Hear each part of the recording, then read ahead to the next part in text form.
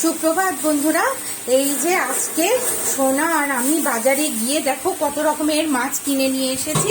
অনেক মাছ কিনে নিয়ে এসেছি কারণ ফ্রিজে একদম মাছ নেই, ফাঁকা হয়ে গেছে। তাই আমি আর সোনা চলে গেলাম মাছ কিনতে।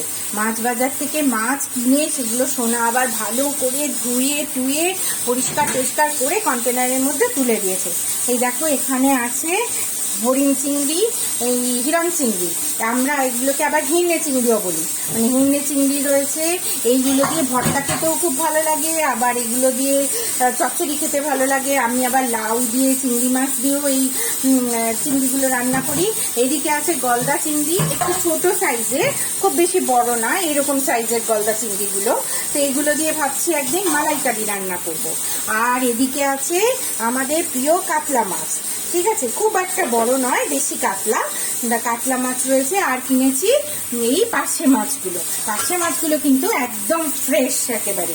আর এখানে আছে একটু ছোট সাইজের কিন্তু খুব ফ্রেশ একদম এই ভোলা মাছ, ঠিক আছে। এই ভোলা মাছটা আবার আমার হাজবেন্ড খেতে খুব ভালোবাসে, তাই এই ভোলা মাছটা আমি কিনেছি। তো এই এত ধরনের মাছ আজকে কিনে নিয়ে এলাম। তো এখন আপাতত এই পর্যন্ত, এখন এগুলোকে ফ্রিজে তুলে দেব। তো চলো, টাটা।